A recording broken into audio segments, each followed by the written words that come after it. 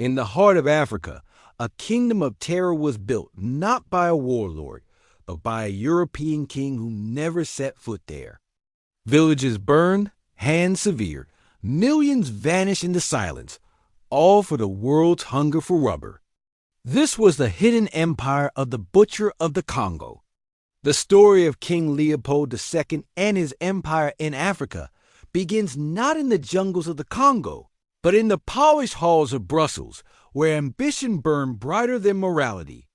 Born in 1835, Leopold was the second king of Belgium, a small European nation sandwiched between larger powers. From the moment he ascended the throne in 1865, he was restless. Belgium, in his eyes, was too small, too insignificant. His dream was not simply to rule a kingdom. He wanted an empire. But Belgium had no colonies, no overseas territories to parade before the world. Leopold was obsessed with changing that. He looked around at the great colonial powers of his era, Britain in India, France in North Africa, the Dutch in Indonesia, and felt a gnawing envy. To him, colonies were not only sources of wealth, but symbols of prestige. Without one, Belgium would remain a small country of shopkeepers, as he bitterly described it. Unlike many monarchs who were satisfied with ceremonial rule, Leopold had an unusual patience and cunning. He read voraciously, studied maps, and quietly sought opportunities. His gaze fell upon the great unknown heart of Africa, a region Europeans called the Dark Continent. In the 1870s, news of Africa stirred imaginations across Europe. Explorers like David Livingstone and Henry Morton Stanley published gripping tales of vast rivers, endless forests, and untapped wealth. Livingstone's death in 1873 and Stanley's dramatic expedition to find him captured the public's fascination. To Leopold, however, these accounts were more than romantic adventure. They were opportunity. He invited Stanley, the brash Welsh-American explorer, to Brussels. The meeting between the two men was fateful. Leopold promised Stanley grand backing for future expeditions into Central Africa. But behind his polished manners, the king had no intention of civilizing or uplifting the Africans, as he so often claimed. His plan was to take possession of a landmass nearly 80 times the size of Belgium, rich in ivory and rubber. The first step was deception. Leopold hosted a grand conference in Brussels, gathering geographers, explorers, and philanthropists from across Europe. He presented himself as a humanitarian, claiming he wanted to establish a scientific and philanthropic association that would bring Christianity, education, and trade to Africa. It was a brilliant performance. While many European elites nodded approvingly, few suspected that behind the lofty rhetoric was a man consumed by greed. Stanley was dispatched again, this time funded by Leopold, to secure treaties with hundreds of African chiefs along the Congo River. The contracts were written in European languages, filled with legal jargon no local chief could possibly understand. They were convinced with trinkets, cloth, beads, and false promises. In truth, the documents transferred sovereignty of vast territories to Leopold. Piece by piece, with ink and deception, an empire was stitched together. By the early 1880s, Leopold faced a new challenge, convincing the other colonial powers to recognize his claim. At that time, European nations were carving up Africa in what became known as the Scramble for Africa. Each power feared the other might gain too much. Leopold played the role of neutral philanthropist, assuring them that his new domain would not be a Belgian colony, but rather a humanitarian free trade zone, the Congo Free State. His diplomatic gamble paid off. In 1884 to 1885, at the Berlin Conference, the great powers of Europe gathered to formally divide Africa. Leopold, through cunning persuasion and relentless lobbying, convinced them to recognize his personal ownership of the Congo. Not Belgium's colony, but his private property. A land larger than Western Europe was granted not to a nation, but to one man. The deception was complete. The world believed him a benefactor, a progressive monarch bringing civilization to the heart of Africa. In truth, the Congo Free State became his personal fiefdom, a private enterprise masked as philanthropy. At first, the Congo yielded ivory. Traders forced local people to hunt elephants, strip forests, and carry tusks for miles. Villages that resisted were burned. But it was the global rubber boom of the late 19th century that turned the Congo into a nightmare. With the spread of bicycles, automobiles, and industrial machinery, rubber became one of the most valuable commodities in the world. The Congo's forests overflowed with wild rubber vines. Leopold saw his fortune. He imposed quotas on villages, demanding kilograms of rubber be delivered regularly. Chiefs were held hostage until their people met the demands. Failure meant brutal punishment, beatings, whippings with the feared chikata, a whip made of dried hippopotamus hide, or worse. To enforce order, Leopold created the Force Publique, a brutal militia of African soldiers led by European officers. They were armed with rifles and instructed to terrorize the population into obedience. As the system took hold, early reports of cruelty trickled back to Europe. Missionaries described people with missing hands, women held hostage, children taken as leverage. Traders whispered of massacres and villages wiped out. Yet, for years, the world dismissed these stories as exaggerations. After all, King Leopold was seen as a modern monarch, a patron of the arts, a man who had spoken so often of civilization and progress. But beneath the facade, the Congo was turning into a vast labor camp.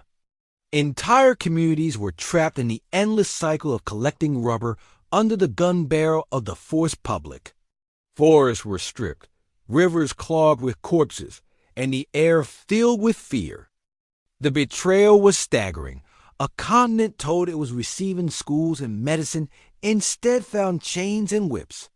A king celebrating Europe as a visionary was, in truth, orchestrating one of the most ruthless exploitations in human history. The seeds of terror had been planted. In the decades to come, those seeds will grow into a nightmare of mutilation, enslavement, and death that shocked the conscience of the world. But in the 1880s, as Leopold tightened his grip and the world applauded his Congo Free State, only a few understood what was really happening. For the people of the Congo, the betrayal was total, and the darkness was only beginning. The Congo Free State was not a colony in the traditional sense. It was not managed by a government, nor accountable to a parliament. It was, quite literally, the private business empire of a single man, King Leopold II, and like any business, it was driven by profit. But unlike any normal business, its workers had no wages, no freedom, no choice. They were prisoners in their own land. By the 1890s, the global hunger for rubber had exploded. Factories in Europe and America churned out bicycles, tires, electrical cables, and machinery. Rubber was no longer a luxury, it was a necessity of modern life. Leopold's Congo became one of the richest sources of raw rubber on Earth, but it was wealth extracted with unimaginable cruelty. Every village was assigned a quota, deliver a certain amount of wild rubber each week, or face punishment. Men were sent deep into the forest for days at a time, scraping sap from vines until their bodies were covered in cuts. The vines secreted an adhesive sap that stuck to the skin.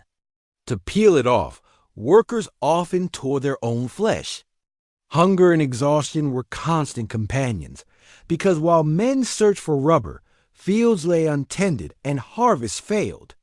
Failure to meet quotas was not tolerated.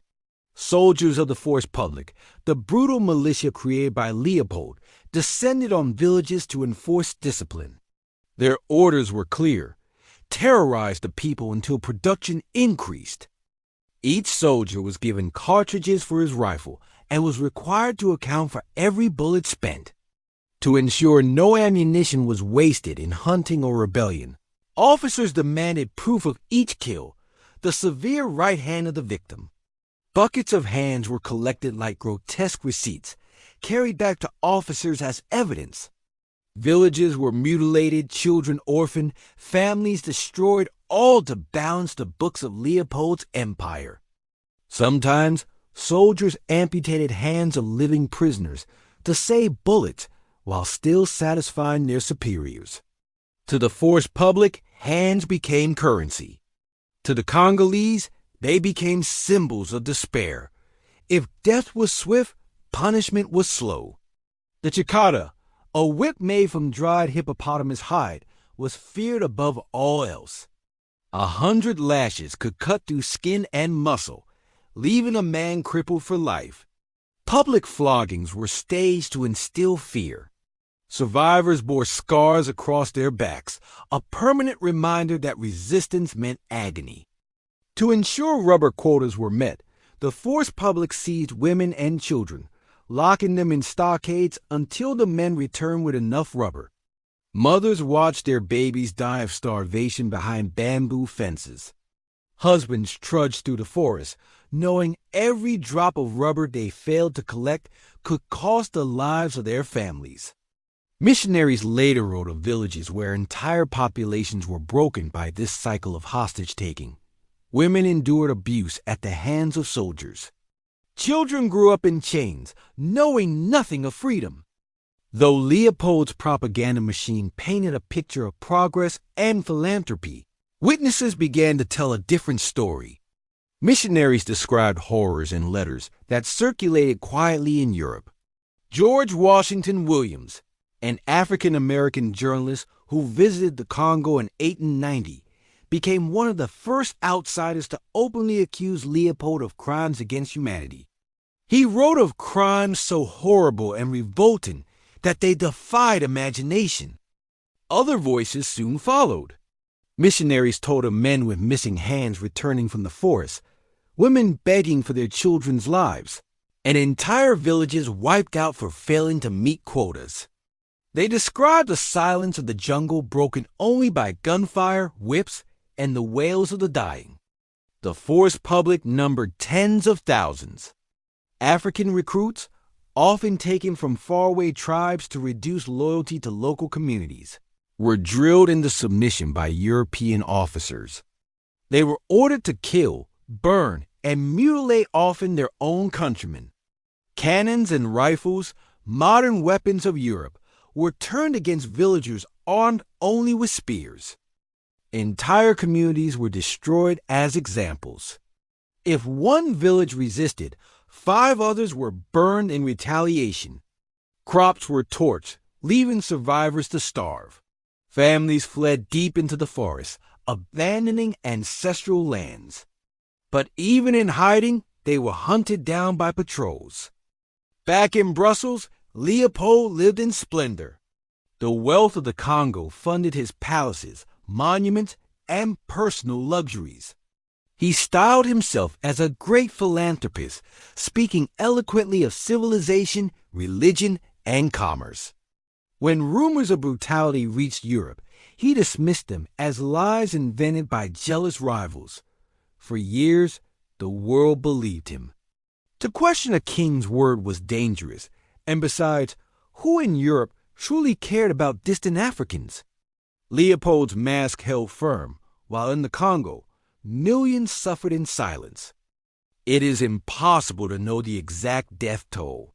Scholars estimate that between 1885 and 1908, the population of the Congo may have been cut in half between 8 and 10 million lives lost.